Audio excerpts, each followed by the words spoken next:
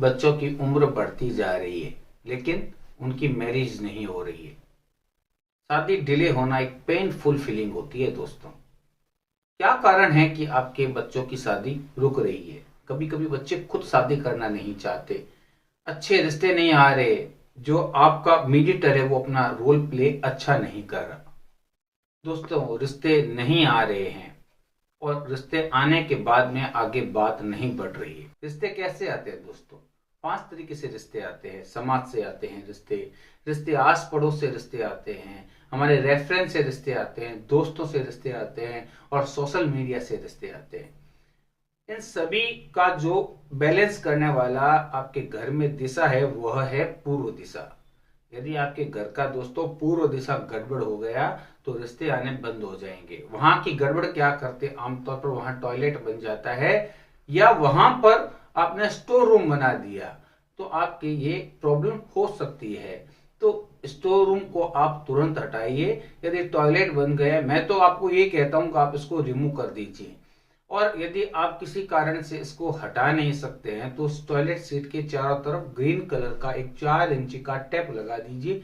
कुछ हद तक आराम आएगा और रिश्ते आने शुरू हो जाएंगे। अब दूसरी बात है कि बात आगे नहीं बढ़ रही, इसके लिए कौन सी दिशा जिम्मेदार है? उसके लिए दिशा जिम्मेदार है साउथ ईस्ट, दक्षिण पूर्व, जिसे कहते हैं वास्तु में आग्नेय कोण। यदि आपके आग्नेय कोण में कुछ गड़बड़ हो गई या अनबैलेंस्ड हो गया तो भी रिश्ते आने या आपकी बात आगे बढ़ने में प्रॉब्लम हो जाएगी। वहां पर यदि टॉयलेट बन गया है तो दोस्तों उस टॉयलेट को आप हटाइए। वहां अंडरग्राउंड वाटर टैंक बन गया है तो आप उसको भी रिमूव कर दीजिए।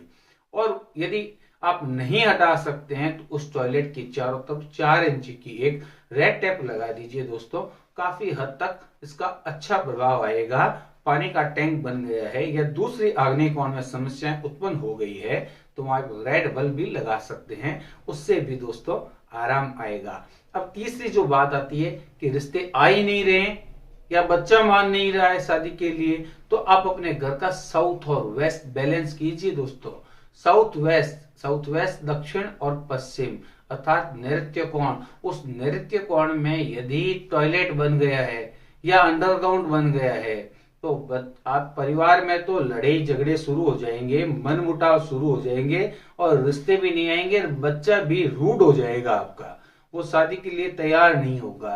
तो यदि वहां टॉयलेट बना दिया है ना तो दोस्तों आप पीले कलर की 4 इंची की टैप लगा दीजिए और उस अंडरग्राउंड को भी बंद कीजिए। ये बड़े वास्तु दोषों की दृष्टि में आता है। तो इस प्रकार आपके घर के अंदर इन 3 चीजों को आप बैलेंस कीजिए, देखना आपको बहुत ज्यादा फायदा होगा। दोस्तों, अब मैं आपको बता रहा हूं अमेजिंग और बोनस वास्तु टिप्स जो आपके शादी के कार्यों में आ रही विलंब को दूर करेंगे। दोस्तों, आप इन टिप्स को आप ध्यान से सुनिए, ये बहुत काम के, पूरा वीडियो देखिए, आपको बहुत लाभ होगा। दोस्तों, आपको ये वीडियो अच्छा लगे तो प्लीज आप मेरे इस चैनल को सब्सक्राइब जरूर करें और दोस्तों को भी शेयर करें। चलो आप नोट कीजिए कि आप वो टिप्स कौन से हैं। आप अपना बच्चे को नॉर्थ ईस्ट दिशा में सुलाना शुरू कर दीजिए, उसका कमरा बना दीजिए। आमतौर पर जब घर बनाते हैं तो बच्चे या बच्ची कह देती है कि हमारा कमरा तो यहाँ पर होना चाहिए। ध्यान दें, वो कमरा आपका साउथ वेस्ट में ना हो, इससे बच्चे जिद्दी भी हो जाएंगे और रिश्ते भी आने बंद हो जाएंगे। तो बच्चों का जो कमरा होगा वो नॉर्थ ईस्ट का कमरा होगा। आप नॉर्थ ईस्ट के कमरे में आप अपने बच्चों को सुलाना शुरू कर दीजिए, बहुत फायदा होगा। दूसरे नंबर की बात, उस कमरे का कलर डार्क ना करें। आपने डार्क कलर कर दिया, मैं हमेशा कहता हूं कलर को आप बहुत ही तरीके से करें, मेरे कलर के वीडियो मैंने आपको बताया हुआ है। तीसरी बात, बेडशीट जो होती है, बेडशीट भी आप pink colour, orange colour, red colour की रखें, लेकिन बात यही कि उस बेडशीट का कलर भी लाइट होना चाहिए। आप नॉर्थ ईस्ट के अंदर कमरे में आप बेड लगाइए और उसका कलर भी आप इसी प्रकार कीजिए, पीला कलर भी आप लगा सकते हैं, वो भी आप लाइट लगाएं।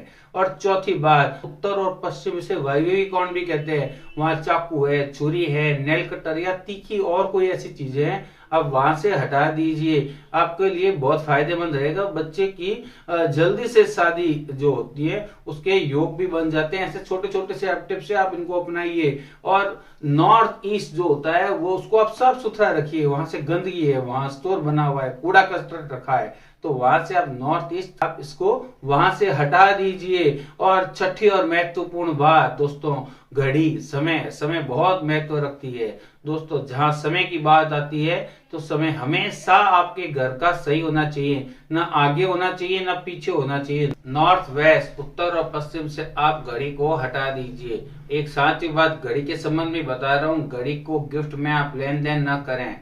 आप अपने समय का लेन देन कर रहे हैं, ये बहुत नुकसानदायक हो सकता है और शादी के अंदर तो स्पेशली विलंब कर सकता है। तो घड़ी का गिफ्ट आप लेन देन न करें। और साउथ ईस्ट में आप घड़ी लगाएं, लेकिन ध्यान रखें घड़ी का समय ना आगे हो ना पीछे हो, सही टाइम पे आप घड़ी को लगाएं और उसकी आप टाइमिंग का विशेष ध्यान रखें। जहां भी आप रहते हैं वहां की टाइमिंग का आप ध्यान रखें और भगवान शिव की पूजा करें। और साउथ वेस्ट में एक कपल का फोटो अवश्य लगा दें। ध्यान रखें वो फोटो तब तक ही रहे जब तक शादी नहीं हो रही है। यदि आपने वो फोटो लंबे समय तक रख लिया, शादी होने के बाद भी रख लिया, तो दोस्तों एक्स्ट्रा मैरिड अफेयर भी हो सकते हैं। तो उस फोटो को आप वहां तक ही रखें जब तक आपके बच्चों की शादी नहीं हो रही है। वह कपल का फोटो आपका खुद का भी हो सकता है। और आप साउथ वेस्ट के अंदर किसी भी दो दिशाएं दोस्तों होती है, साउथ वेस्ट और नॉर्थ वेस्ट। उत्तर उत्तर पश्चिम और दक्षिण पश्चिम में किसी भी प्रकार के देवता की फोटो न रखें। ये बहुत नकारात्मक प्रभाव डालता है बच्चों की शादी के अंदर।